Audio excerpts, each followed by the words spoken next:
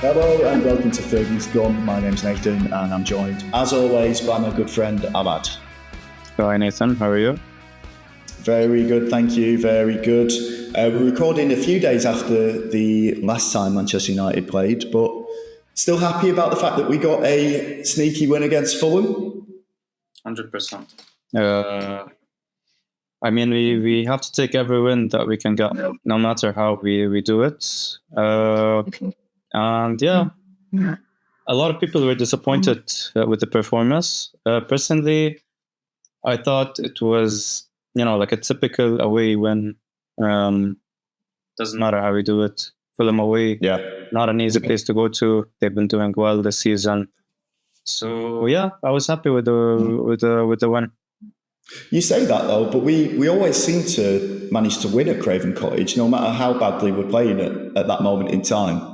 I don't think we've lost there in about 3-4 seasons. I think it is. I think the last time we lost was maybe 2007 or 8 or 9, something like that. Oh, well, there you go. Yeah. Win's a win. But yeah, you can't really... I think Manchester United fans, we all have to accept that we're either going to get a sneaky, hard-fought victory, or we're going to get a really tough performance, or we're going to get a terrible performance and lose. So we get terrible against Brighton, we get pride digging in against Arsenal, and we get sneaky victories at Craven Cottage with having to rely on Lisandro Martinez to bang one in, because our shot-shy strikers just can't do anything.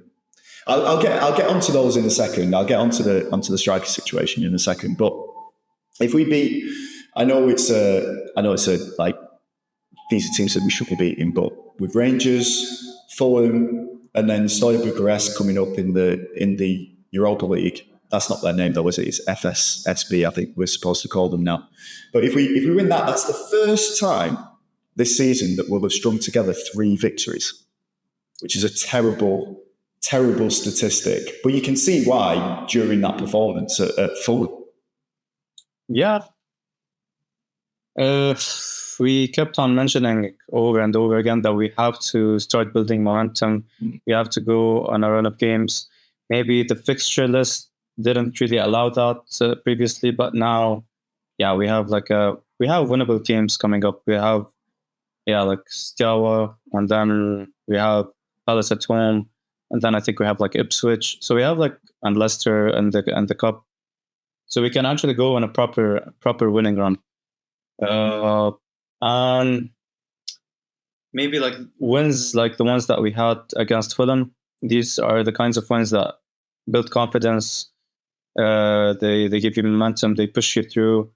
So yeah, let's see. But the thing with this team right now is that we always seem to have some hope, and then the next game, back to reality again. So they're completely inconsistent. They're completely inconsistent, which is why we haven't won 3 on the trot all season.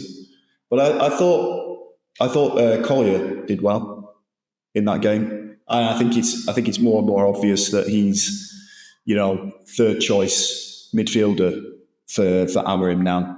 I think, should we say 4th choice? Because if Ugarte or Mainoo's not playing, it's usually Fernandez that plays there. So we got Ugarte's probably 1st choice, Mainoo 2nd choice, Fernandez, and then Collier ahead of Eriksen and Casemiro, simply because he's got more legs than them. But I really enjoyed his goal line clearance, because that looked like that was heartbreak again. But he just managed to stoop down to get it off the line. Yeah, I mean, set piece again. If we conceded that, it would have been, I don't know, it would have been really frustrating, because I wouldn't say Fulham had any chances. The first half, they had a couple of shots that were straight at Onana, comfortable saves. Other than that, they didn't really pose a threat. But it would have actually, because we actually defended well throughout the whole game. Our issue right now, I'd say, is like scoring goals. It's not like defending. We're starting to have consistency, like with the players that we have at the back.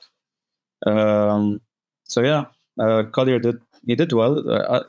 The clearance was good, but also his all-around performance, I think he kept things simple. He, like you said, he had legs, so he ran around, he covered ground. So yeah, it was good. Again, like every time he comes on, he shows that he can actually start. So let's see. I think he's starting to integrate him slowly into the team. And that's the bare minimum for any Manchester United player, right? Just getting about the pitch and actually giving 100% effort every time you pull that shirt on. It seems ridiculous that we even have to consider that as a thing that they're not doing right now. But certain players aren't doing that. So let's talk about the elephant in the room, which would probably have a better touch than both our strikers right now. But we've got Højlund and Xerxes. Again, blanks across the board for both of them. Both of them leading the line. Højlund started, played 58 minutes, did nothing. Xerxes came on, 38 minutes, did nothing. Like it's getting embarrassing now. And just to run off a few statistics here, which I was checking out before, but 0 shots on target or 0 shots in total for both Højlund and Xerxes in that entire time, right? 1 touch in the penalty box, and that was Højlund. No chances created from either of them. So they're not even linking play, let alone taking shots and trying to score. They're not even linking play now. And then I dug a tiny bit deeper. Højlund, in the Premier League, he's had 12 shots all season. 12. Xerxes doesn't do much better with 19 all season. Like, that's shocking, right? I think they've had less shots than there was a player that they compared him to. I think it might have been Aaron Wan-Bissaka of touches in the box and shots or chances created. There's some terrible comparisons, but come on now, it can't continue, right? That's the thing. Like we keep on going on about this every single week. Højlund, I don't know. It's just, it's getting ridiculous. Like you're saying, like we're not asking for like at least hold up the play. I'm not asking. Okay, I need you to score every single game, which is also like a bare minimum. Score a goal every other game at least. But yeah, he can't hold up the play. He gets bullied by every single defender he comes up against. Anderson bullied him when he went to the other side against Calvin Bassey. He also bullied him. So I don't know. Like even when he's not being bullied by the defender or like the defender is not up against him, so Højlund has time to take a touch. He also messes up that touch. So I don't know. Like he's a big kid. Like he's actually big physically, and he's fast. But like I don't know. Like what is it? What is it about him? Like he gets knocked over so easily. Like I've seen strikers that are like, I don't know, like way smaller than him who can actually hold up the ball, who can actually like they're aggressive. They're combative. Like he doesn't do any of that. So Xerxes, like he's not much better, to be honest. I think the quote about the definition of insanity is trying the same thing over and over again and expecting a different outcome is kind of true with Højlund. The wrestling matches that he keeps trying to get involved in with centre backs, like you can't do it. Every game you try to do the same thing and they just outfox you easy. Because they don't have to worry about what you're going to do to them because you don't pose that type of, not just physical presence, but it's obvious what you're going to do. So they just know how to defend against it. The tape to show them how to nullify him. Just look at any game that he's ever played this season and last season. If you want to stop him, just get close to him, and he'll engage in that fight. It's stupid. It's stupid that he does the same thing. However, the biggest issue isn't about his physicality, and I'd say this about Xerxes as well. the two main issues that they have, they don't get in the box enough. That the stats prove that they don't get in the box enough. So when someone is crossing, they're not there, which is ludicrous. But then the other issue is that I've said this before, but they're not clever enough as strikers. They're not wily enough. They're not like, you look at Jamie Vardy, right? I know this is a terrible comparison, but you look at Vardy, he knows how to play in the Premier League, and he knows that you have to do it differently with every defender that you play against. But he's always ready to pounce on a mistake. He's always ready to try and run in behind. He's always ready to give his man the slip and use his burst of pace that he's got to get in and get a goal. And it works. Our players are too young and naive to get it through their heads that they need to do something different. I think Benny McCarthy was working with them last season under Eric Ten Hag, and he kind of saw a bit more of the cunning about Højlund for sure, and maybe Rashford as well in terms of the finishing. I don't think they have that person that's showing them what to do now. I just don't think they have an example. No, I don't think we should give them that excuse, to be honest. Honestly, like they're not like academy players who are still coming up, who have not had anyone to look up to. I don't know, like if they're not scoring every game, then you'd say, okay, like maybe if they had someone who can actually guide them, then they would be scoring more. But they're not actually. I'm going to talk about Højlund specifically because Xerxes came in. He was never like the striker who was going to be the striker that runs in behind. He's the proper number 9. We all knew that when he first came in. But Højlund, he came in with the idea of like he's big, he's physical, and he's fast, and he can run in behind defenses, and he can create something. So he can offer you more than one possibility. But even like I gave up completely on him holding up play and linking up play and these things. But even when he runs in behind, and we do focus on that play, which is when most of the time when Lisandro gets the ball, he does play that ball behind the defenders for Højlund to run into. Even when we do that, he loses the ball for some reason. Like he can't create, he doesn't make the right decision. The one time, like it's been going on for so long now, and like I just remember, like I think it was against Southampton. The one time that he actually did something good, which was when he ran down the line on the left and he squared the ball for Garnacho, and Garnacho missed it, which was not like a very easy chance. Yeah, when Garnacho missed it, Højlund went crazy. He started kicking the post. He started yelling at Garnacho. As if Højlund created like 10 chances and they've all been missed. Like when you create one chance every 5 games and the person misses it, you can't do that. Like you just can't do that. So like his attitude is not the best. I think like a couple of months ago, Ferdinand had a podcast with Berbatov, and like he was asking him like, what do you think about our strikers currently? And Berbatov was like, I think Højlund has to be, and Xerxes, they have to be more angry. Like when they don't get the ball, just get more angry, because that's what Berbatov used to do. Right. But like you don't have the right to do that. Like you generally don't. Like I think he actually heard that and started applying it, but like in the wrong way, because you haven't earned the right to do that. So yeah, like I don't know. Like I've been reading like reports which are, I think, very like far-fetched, that he might be going out on loan or even sold to one of the Italian clubs.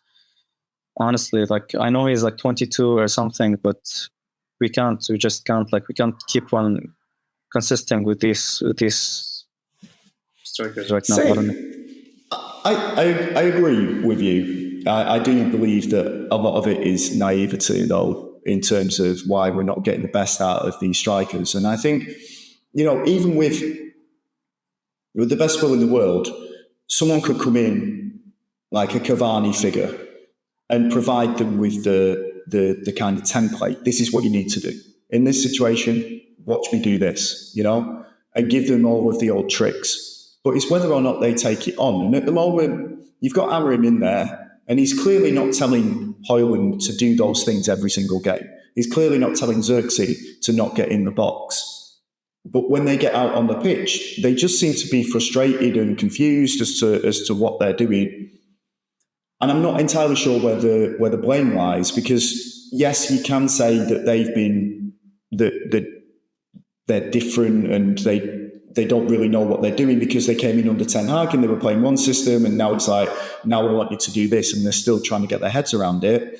But they're footballers at the end of the day, professional footballers, and you should be able to play whatever position people ask you to, or do whatever you're being asked to do. It's not rocket science.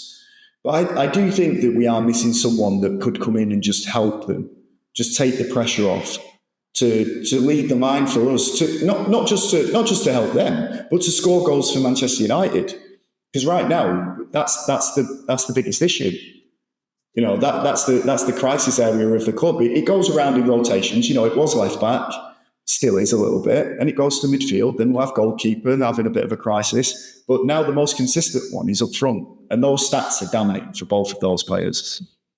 And I don't know how that gets fixed unless you go out and you buy a proven striker. Honestly, so it'd be interesting to see what happens. We haven't had a proper striker like in a long time. Like we haven't had a proper striker in a long time. I don't know why. I don't know like what the reason for that is. Like how did we get it wrong so many times? But like it's ridiculous because like the last one that we actually spent proper money on, who was actually proven, was Lukaku, and he did well his first season. And then I have no idea what happened, like why he just dropped off. He started having issues with Jose, with the club. And yeah, like ever since we started, like, I don't know, getting Cavani was, in my opinion, he was the best striker that we've had in the past, I don't know, like 7-8 years. Zlatan? I loved Zlatan, but like to me, I thought Cavani was like a proper striker.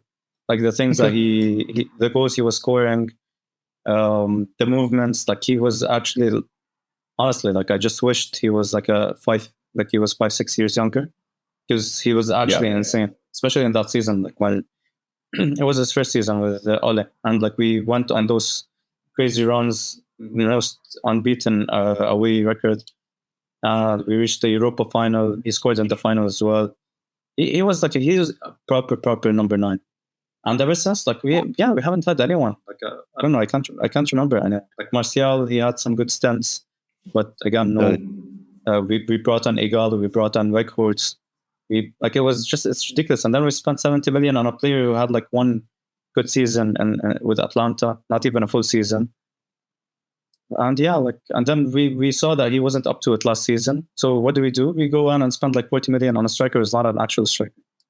So we have to get it right. Like we have to get it right. Like in the summer or even now, if you can get someone on loan, like Osimhen or someone, like you have to get it right, because a team is never going to function without a proper striker. No matter what you do, you're never gonna, unless you're Manchester City and you have like 6, 7, 8 midfielders who can score like 10 goals.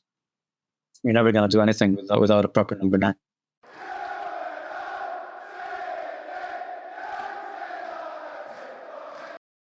Well, there's no better place to start with the transfer roundup than potentially solving our problems in this January window that we've just been talking about with a new striker. And it's quite a surprise that we've been linked with Matthias Tell from Bayern Munich, because all signs pointed towards him going to Chelsea at the start of this window. But United seem to have been thrown into the mix with this. What do you think about that? I think he's a good player. I think he's impressive. He hasn't gotten enough minutes with Bayern for some reason, even last season. Whenever he plays, he does well. But he's young. He's 20. I think it's a risk, to be honest. If he would come to United, I think it's a risk, because like we've been mentioning and talking about over and over, like that's not what we need right now. I think he would do it well at like Chelsea or someone like who has like a proper striker already. But he is a good player. I think he has a lot of potential, and yeah, I think he should move because he's wasting his time. Like at Bayern, he's not progressing. He's not getting minutes. Yeah, for United, I don't know. I personally I prefer someone who's more proven. Yeah. I think if we didn't have Xerxes and Hoyland, I would say Tell would be a decent signing to bring in underneath a proven striker, but we currently don't have a proven striker, and you are definitely rolling the dice on Matthias Tell if you're expecting him to come in and lead the mind straight away. He could come in and be phenomenal, but you are taking a massive risk. So it's difficult. It's not an Osimhen. It's not a what's the other lad that's about to go to Al Nassr? Victor Boniface. Boniface, yeah. Yeah, like it's not him. Even Cole Muani, he's not a top goal scorer, or he's not someone that I think would have fixed the Manchester United forward line. But yeah, Tell just seems a bit of a risk. Aside from Tell, we've had a couple of here we goes from Fabrizio Romano over the last 24 hours. The first one being Aiden Heaven from the Arsenal Academy, which I think that's gone through. I think they've got to sign the papers. You was actually saying that he might come into the team as into the first team straight away at 18. I think he is. We'll discuss that in a second. But the other one was overnight was Dorgu from Lecce. Fabrizio Romano said that they've agreed a fee with him, which I think is around 30 million euros, which seems like decent value.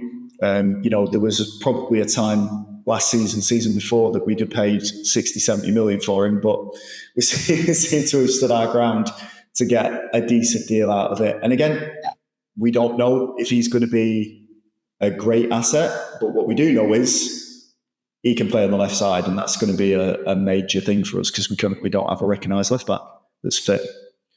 So what do you mentioned, let's go back to the Aiden Heaven thing, because you're saying that he's been brought in for cover for Martinez, right? Yeah, that's what I read. Academy Scoop, I think, his handle on Twitter, on X. He's very reliable, especially when it comes to academy news. So yeah, he was saying that he is coming as like a cover for Lisandro, coming straight into the first team, which I think is really, really good. Because we don't have anyone to cover for Lisandro, to be honest. And if you want to buy someone who's left-footed, like their left-footed centre backs are in demand so much right now. So like if you go to a club for a proven left-footed centre back, you're gonna have to pay a premium. Getting someone who's young, who has time to develop, who has potential, who's left-footed, he's actually huge. He's very big for an 18-year-old. So yeah, I think he and like I've seen clips of him, of course, like albeit it's an under 18s, under 20s. Like he looks like he has the physicality to deal with the Premier League. Maybe not immediately, but like in a year or two, 100%. So yeah, I mean, there's definitely a set profile for the players that we're going after at the moment. It's young, athletic, and strong. So it definitely fits that profile. It will be interesting to see if he does get minutes in the first team when he does finally sign, because I believe Chido Obi-Martin was promised first team experience this season, and we're yet to see that. I know we're over halfway through now, right? We're halfway through. I think we are. And he still hasn't made an appearance yet. So I don't know, maybe that project changed when Ten Hag left. I don't know how that worked out, but he's certainly promising. I think that kind of puts a nail in the coffin of Jared Branthwaite coming to United in the summer. I just don't think they're going to pay astronomical fees for players anymore because they can't, simply because they can't. But I think Heaven, Dorgu, good start. If we can get them in the next week or so and into the first team, integrated and operating, I think that's only a benefit and a plus for us, because at least we get to see how they're turning out. On the outs, actually, there's one more on the in. Alvaro Carreras, they're saying that he might be up for coming back to United.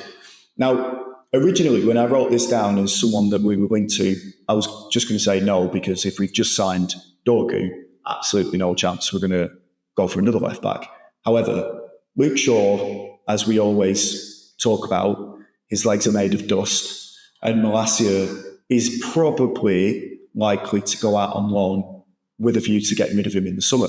So technically, we do need 2 left backs right now. So it could be interesting if Alvaro does come back and we get Dorgu as well. Maybe we found our cut price Kirkez, our cut price Alphonso Davies with those 2. Yeah. I mean, it wouldn't be the worst idea. Even if it's not now, like in January, maybe we should still go for Alvaro in the summer, because you need cover, as you said, especially in the system Amram is playing. One injury to like Dorgu, and then we're back to square one again. And even if you get Alvaro, Dorgu can actually play on the right. And even if he's left-footed, so it would work. Because like even Amram, like he always wants his right wing back to be left-footed, and Dorgu has played on the right a few times. So you can play both of them at the same time as well. You can rest Mazraoui, you can rest Dallo, you can like give Shaw time to come back. So yeah, like I wouldn't be the worst idea. But how much time does Shaw need to come back? Do you know what I mean? Like, it's ridiculous. It's forever. Like, I think it's the last time he started for us was almost a year ago. I think the fact that he went to the Euros and he forced himself to play in the semi-final and the final, like just for what? Like I don't know. You know, it's quite interesting when you look back at that Jim Ratcliffe quote that he did when England were playing in the finals. He basically said something like, "Good luck, Luke. Don't get injured," or something to that effect. Literally said that. No, he word for word he said that. Yeah, and then when you think about it, it's like he's protecting. He knows that a valuable asset is now out there playing when he should be recuperating at Old Trafford and getting better to put his best for United. It's kind of a little bit of like, did he mean it in a not in a fun, playful way, but like, you're going on international duty when we pay your salary here. You should be recuperating for us, not going out there. I think that's, I don't know. Hindsight is a beautiful way to create these types of narratives and stories, but just looking back on that quote was a little bit like, maybe he's saying something to him. Maybe he's getting a message to him, like, we're your paymasters, not England.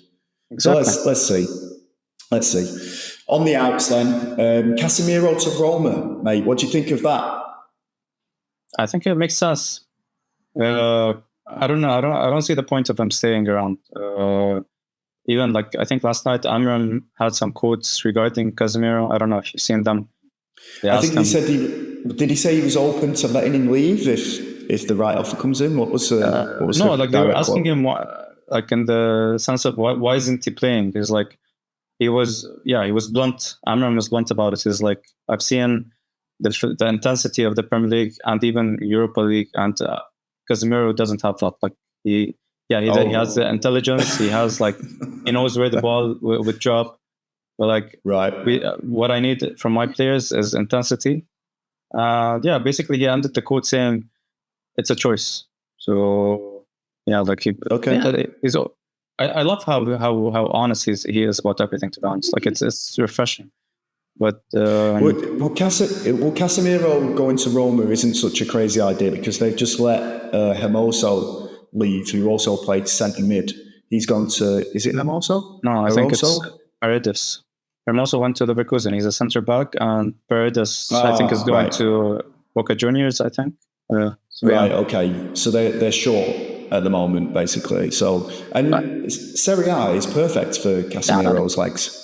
So I think he'd be great, and I think United are willing to pay a majority of his salary as well if he does go. So let's keep an eye on that one. It'd be good for him to go out and then maybe get ready to leave properly in the summer. because who wants to leave 375 grand a week behind, you know? Everyone wants to keep hold of that. Speaking of overpaid people that aren't performing on the pitch right now, Marcus Rashford, seems to be in the news quite a lot. The only club that seems to be able to put any sort of package together for him right now, or is interested in him, is Dortmund. Even all the links with Barcelona, I know they can pull the levers and create the financial situation where they can sign him and they don't go over FFP or whatever it is. But I think they've cooled on the idea. And I think Dortmund is probably that club that takes in Manchester United refugees. So it seems like they're gonna provide him with an option to move out there. But the Rashford thing, he was obviously dropped again against Fulham. Amorim coming out after the game saying he'd rather play his 60-year-old goalkeeping coach, or would rather have him on the bench than people that don't train well. I mean, he didn't say Rashford's name, but we can read between the lines on that. So it feels like he's completely finished at United, completely finished. And this move needs to happen, right? Yeah, and apparently, like, they're not on speaking terms as well, Amorim and Rashford. The only time he ever speaks to him is when he's addressing the whole squad. So yeah, I think it's obvious. It's a messed up situation, to be honest. It's a very, very messed up situation. It's very complicated because of the money he's on and the profile that he is. So yeah, I think it's best. We've been saying this for a long time, even before the issues with Amorim started. Even at the beginning of the season, we said maybe it is best for both sides to just go separate ways. It's better for United, it's better for Rashford. And I don't know why nothing has materialized so far in regards to a transfer, but yeah, it's probably just because of his wage demands. And I don't think he'd be interested in playing in the Bundesliga, to be honest. Although I think he should consider it because you're playing, and I think they're in the Champions League. So I don't think they're going to make it into the Champions League this season, because they've fallen off, haven't they? Nuri Sahin was sacked, Ten Hag possibly going in, reunited with Rashford at Dortmund. But who knows? They're also linked with Ranić. Oh right, okay. He's Austria coach at the moment, right? Yeah, I think he could leave.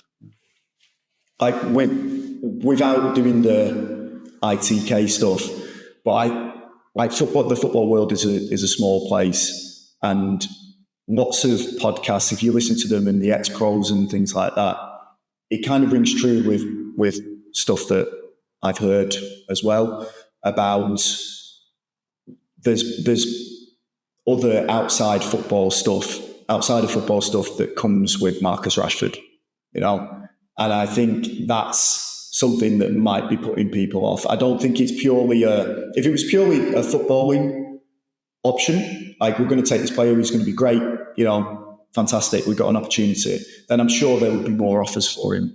But that pool has thinned out, I guess, from when clubs have started doing due diligence on how he conducts himself, not just in training, but off the pitch, as Amorim has also claimed.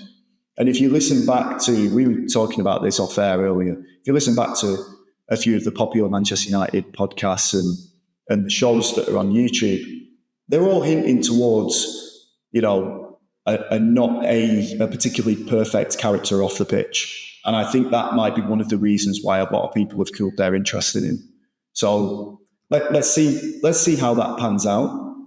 But he needs that move. And hopefully he gets his head back in order and he can play again, and then we can sell him in the summer, because we definitely don't need him back at Old Trafford, especially with his face like that. He just doesn't care. Looks miserable. Forget it. And the last one that I was going to mention was Garnacho, and the reason why I was going to mention Garnacho is it's kind of gone quiet after the Napoli have put a bid in and has been rejected, and then Chelsea come to the table and there was negotiations there. It's all gone a bit quiet. And at Fulham, I thought he was one of our better players. I think he was I think Amorim was trying to prove a point by playing him and starting him that he wants to keep him, regardless of the financial offer that he would give us by selling him. Selling for 50 and then he's worth 175 million across 3 years, whatever it is. I think Amorim wants to keep him, and I've got a feeling that he's probably going to stay. Yeah, I think it makes sense because I don't know, there's like 5 days left of the transfer window. And Tuesday. So basically 6 days. So it's a bit short notice if you want to replace him. So if you would have sold him like a week ago, then you have time to find a replacement. But we can't sell him without a replacement coming in because we were already so thin up front. And I don't know, like Chelsea's interest cooled down for some reason. I'm not sure why. Maybe now they're looking at Matthias Tell, even though they're not really the same position. Napoli, I don't know, like there's still a chance that they would come up with another offer, but it's probably not going to be what United are demanding. So, I don't know. I don't see the point of selling him now. If you want to sell him, maybe sell him in the summer. But like you said, he's actually doing well at the past few games, and he is a player. He's young. He is a player with a lot of potential. Like, he's not a hopeless case that you just take the money and run. Let's see what happens with that.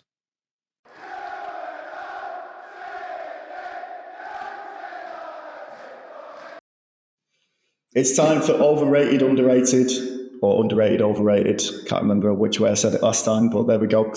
Where we pick out a Manchester United player from the past or the current squad and decide between us whether he was underrated or overrated. Last week, I went first, so this is a surprise for both of us whenever we do this, so I'm going to let Ahmad go first this time. Yeah. And first off, we're going to start with some clues as to who that player could be, and then we will get into whether they were overrated or underrated. So, Ahmad, off you go. Okay, so, player I have for you. He played 11 years at United. With 11 years. 265 appearances. And 62 goals. 62 goals. What? Is it Hernandez? No. No? Oof. Okay, I need another clue. Another clue. Okay. He was England captain. Another. Is England captain? Michael Carrick.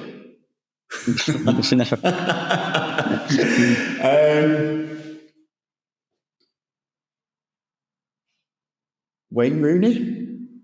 No. What? This is a good one. Nah. England captain. Is it a Premier League player? Yeah. Premier League? Yeah. Okay, he's a Premier player. So he was in the Premier League. Yeah. He played in the Premier League. Did he play in the first division? Yeah, he played for United 265 times. I know, but did he play in the first division before Sky took over and turned it into the Premier League? No. Right, okay, all right. England captain. Oh, David Beckham. Yeah, nice. Right. There we go.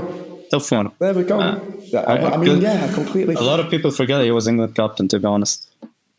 Yeah. That foxed me. The 62 goals was a decent return. Yeah, it was. So, yeah. No, go for it. Like, I'm interested. Like, I chose him because, like, I personally, I didn't watch him a lot. There's always a narrative around him. So I'm curious to get your point of view. Okay. It's a good one. I've met Beckham. You've seen the photo of me with ginger hair, right? When I met Beckham at the Cliff training ground when I was about 13 or 14. So we're best mates, obviously, since that day. Yeah, you can't let that influence your decision. I know exactly. That's what I'm worried about right now. So I'm trying to think about it. No, I would say he was.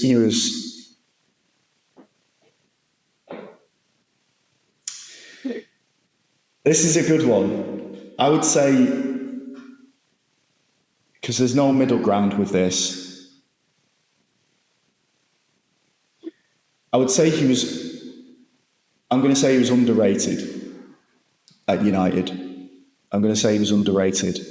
I think we didn't realise what was going to happen when he left. Like his contributions in terms of assists and what he did on the pitch. I think when he kind of fell out with Fergie and it all became a bit, he's the spice boy and he's going to be doing this, and he got a bit big-headed off the pitch with certain campaigns with Adidas and Brill Cream and all the rest of it. I remember at the time it was the first time anyone had seen this, and he was becoming like a star in his own right, which was, insane at the time, pre-social media. And it was all over the newspapers, and it was all a bit weird, like having that. But week in, week out, he was playing brilliantly. Like he was so effective. I mean, you've seen the documentary, right? You've seen the Netflix documentary. So I still remember that fondly. And I think the one thing that fans at the time, as I remember it, and I could be wrong, this was just my experience of it, but when it was like he's going to Real Madrid, it was like, let him go then. Let him go. We'll move on. We'll be better without him. And as I remember it, there was an adjustment period where we wasn't quite as good without him, and it did feel like we did have this void. And seeing him in the white of Real Madrid was basically a kick in the stomach.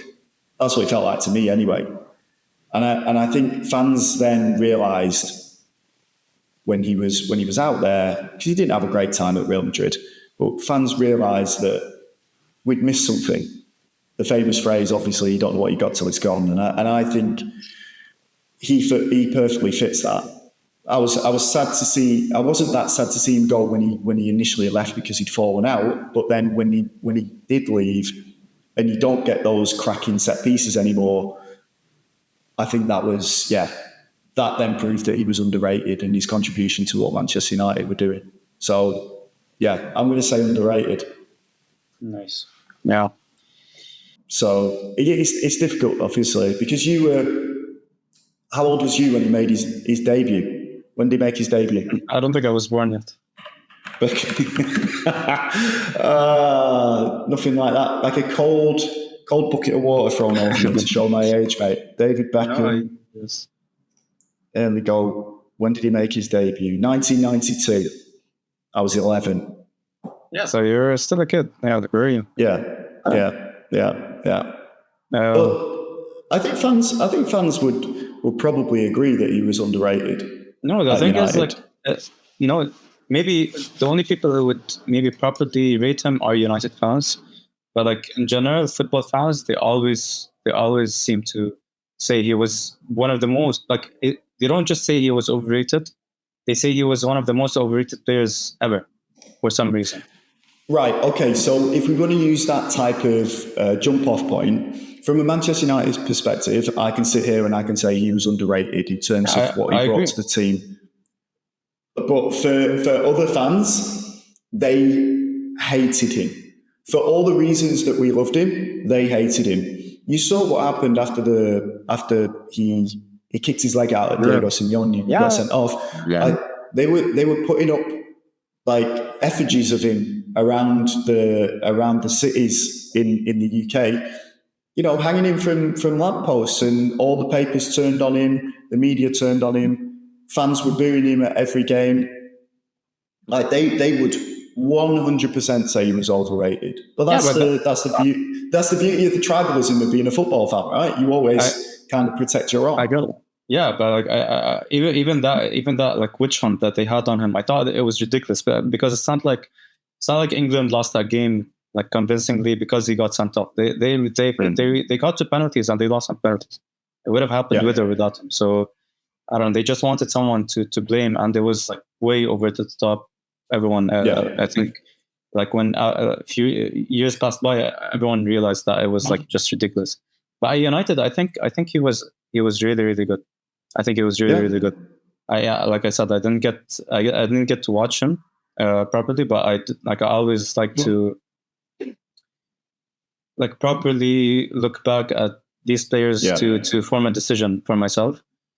And I thought he was underrated. I thought he was very underrated because like all the major moments that we had, like even every title charge, every like I can't like just sit here and judge as if I've watched every single 90 minutes he had.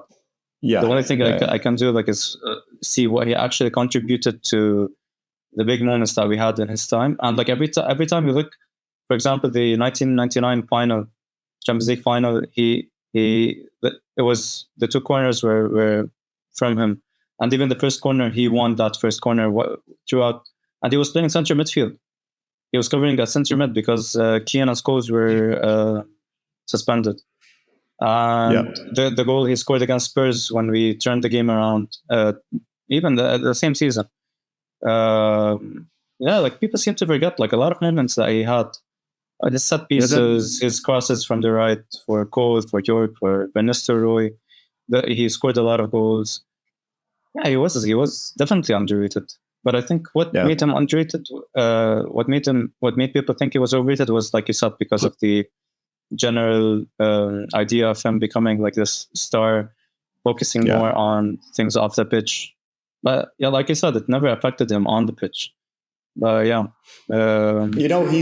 I mean, all of those players from that era, like your Keane, your Scholes, your Jesper Bondfist, like all of those players from that era should be setting an example to what that team should be like now, because it's a pure contrast.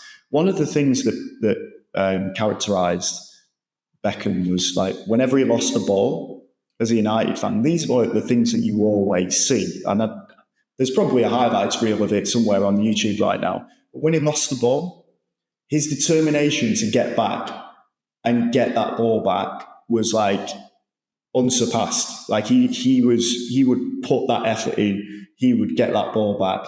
And I remember watching him against England, Greece. I think it's on the documentary, but if you do get the chance to go back and watch that game,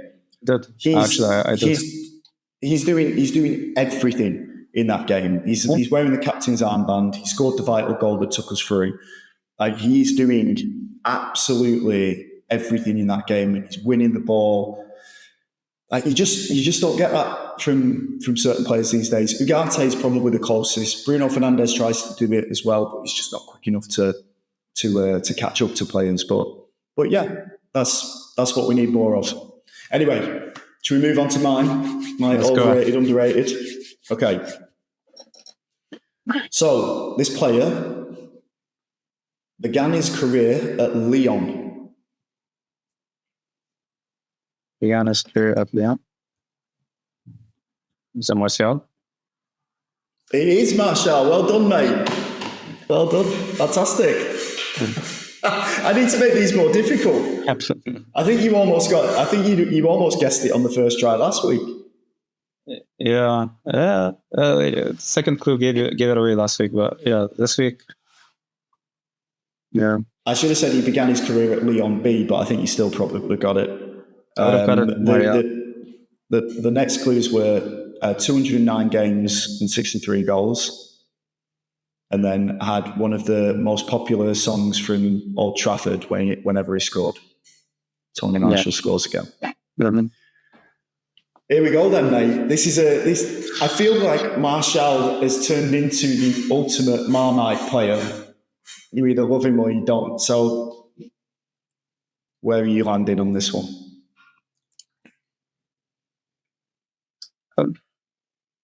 The only reason I'd say underrated was because he used to get unnecessary slack. I can only say, like, I can only judge from a United fans, like a United fan base perspective. I think he was underrated because he had really good seasons. Like he had good seasons, and I think his attitude let him down, I would say. But regardless, he used to contribute a lot. Like even his first season, and I think because of his attitude, sometimes it came off wrong. But like some managers, they used to, I don't know, I don't say let him down, but they used to, what is it? For example, when Jose came in and like he took the number 9 from him without even asking him. Like these things, they're undermining, like especially for a young kid who's in a new country, still like learning these things. Maybe these things affected him, but under Ole, he had like a good stint. Under Jose as well, to be honest. Like Jose's first season, I think he had a really good time, and yeah, I think he was underrated. He scored how many goals? 62. 63 in 209 games, which is not a terrible return. Yeah, I think it's just the injuries. The injuries let him down. Like he used to get injured way too often. But and with the expectations that we had for him when he first, because of the price tag first of all, and then because of his performances when he first came in, everyone was like, okay, yeah, like this is like a kid that we can actually depend on going forward.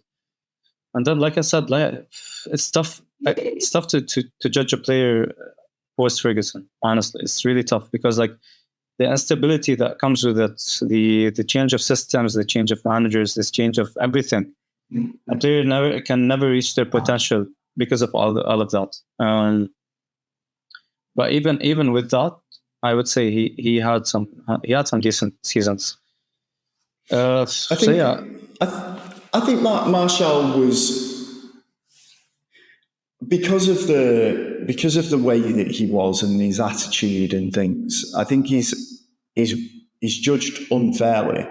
I think he's like, he was in that system or in that foundation at Manchester United that's only just recently changed. So it chews people up, players, managers, coaches, and then spits them out. And they always come out worse for wear. Look at Sancho, look at Lingard, look at Rashford currently. Like there is no set standards across the club. And, Mourinho got turfed out, Van Gaal turfed out, Ten Hag turfed out. And players like Martial, he struck me as that player that needed the arm around the shoulder more than he needed the carrot more than the stick. And he was, you could see he needed that. He needed it every game, every single game.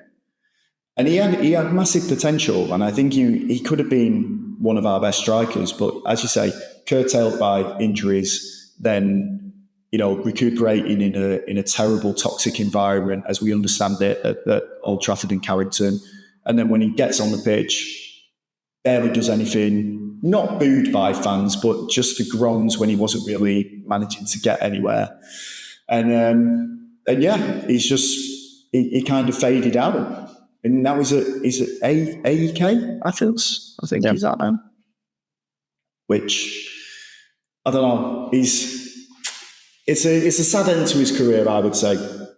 Even though he's still playing, I'd say it's a sad end to his career to have gone out the way he did, because he didn't play in his last season, did he, at United?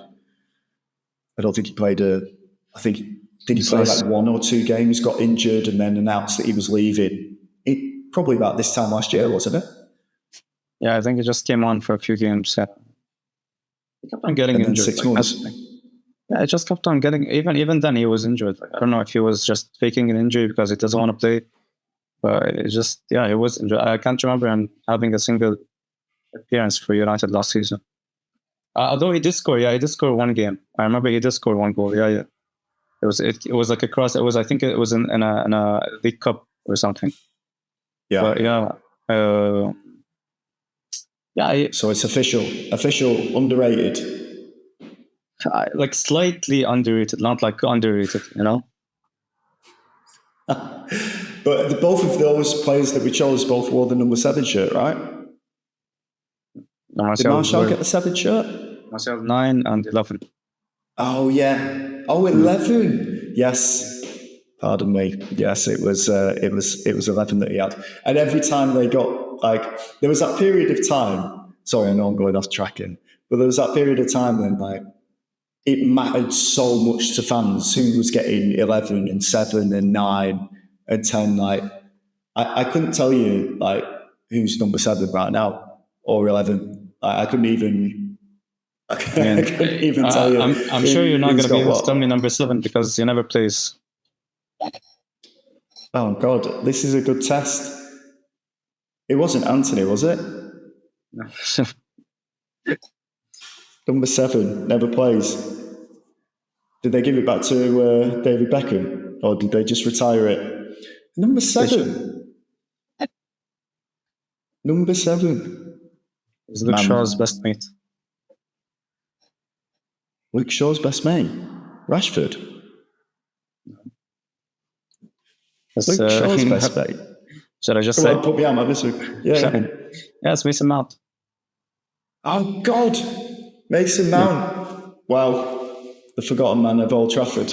Exactly. Well, that's in. I mean, as you can see, my memory is almost at full capacity, so I need to move on to the next section before I need to reboot.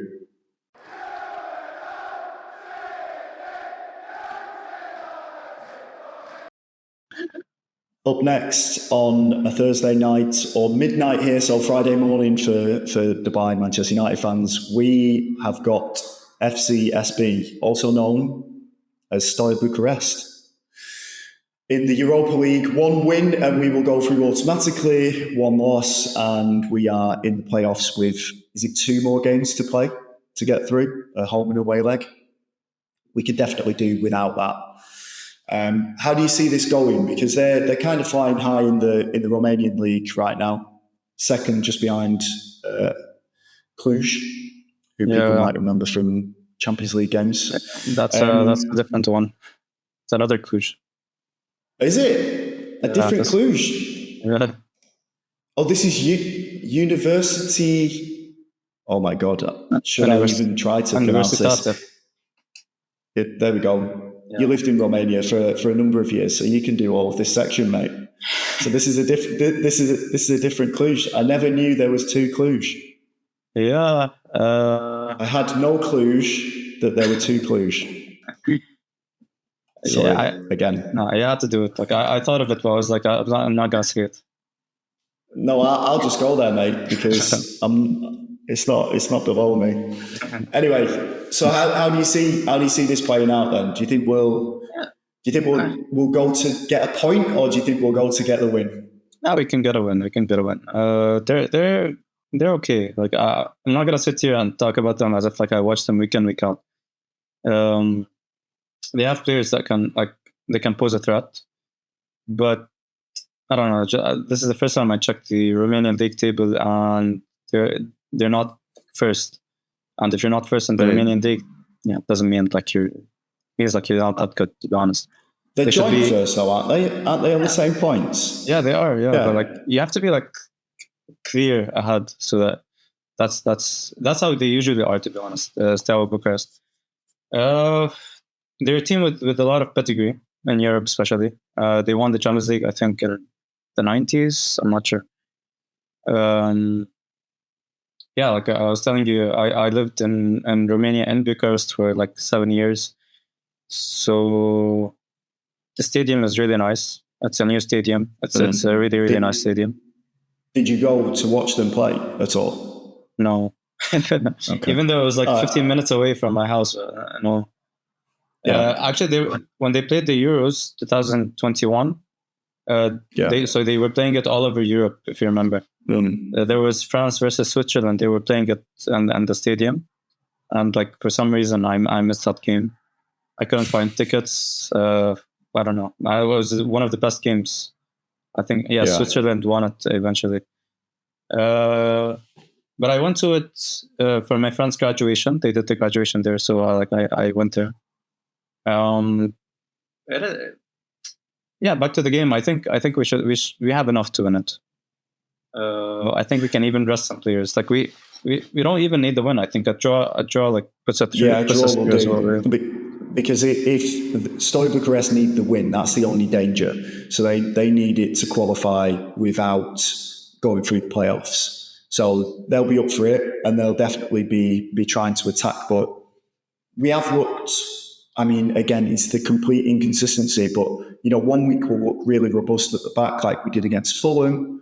And then a couple of days before that against Rangers, we look a bit shaky again. So it'll be interesting to see how Amorim sets up. I don't think he will rest anyone. I think he'll go with his strongest possible team, and then he'll try to take the win, obviously, because he doesn't want those 2 extra games, and it gives him more time to work with the team in the long run as well. So I think he'll go to win the game. He will have to go to win the game. But I still think he'll set up in that 5 at the back, or however you want to describe it, just to kind of shore things up. Yeah, I think that, like you said, in the long run, it would be smarter to just guarantee the win, and then you'd get like 2 weeks, 2 less games. So yeah, and I think if we play the main players that we have, I don't think we lose it. But then again, I don't know. You never know with this team. Yeah, exactly. The problem area that we talked about at the start of this podcast, given what we have up front available to us, who do you think gets that starting berth? I think Xerxes, honestly. Xerxes, because the games he played before the Fulham game, he had a run of games. He showed way more than Højlund, honestly. Even though he was not scoring, but he was holding up play. Even when he came on against Fulham, he did better than Højlund. He managed to fight off Anderson. He managed to hold up the ball a few times. I see no reason for Højlund to start. I think Højlund has a slightly better record in Europe this season than Xerxes, and maybe it suits him. Maybe it suits him playing against teams that aren't from the Premier League. Maybe he just really struggles with that type of physicality. So, I mean, it's much of a muchness. Like, you just don't know what you're going to get from either of them. So I wouldn't mind if it's Højlund or Xerxes that starts. The only thing that I do care about is that at least one of them scores, and at least gets into the box and has some more touches, and at least has some more shots on target. Because, work the goalkeeper, who knows what's going to happen. But if you're not there to do that, then it's a disaster. But I agree with you. It's definitely a game that we should be going there to win. And it's definitely a game that we could win. I'm looking forward to just getting through to the next round of this tournament. But my main focus is on weekend games. I just want to try and climb further and further up that table I'll take the squeaky 1-0s, because you don't get more points for scoring more goals. You only get 3 points for doing it. So I'd be interested to see how he sets up in this game, and if that's going to carry over to the weekend as well. Like, if the template is Fulham for the Steaua Bucharest game, that he'll then carry on with the same players as well, same personnel, that he'll carry on at the weekend with, is it Palace at home? Palace, yeah. So let's see. Score prediction? Yeah, 2-0 United. I think. I'm always looking for that routine win that we never seem to get. I really hope we start doing that. So 2-0, comfortable. I'm going to go 3-1. United. Where are the goals coming from? That's the thing. Bruno, 3 penalties. Yeah, that's the only way you can do it, honestly.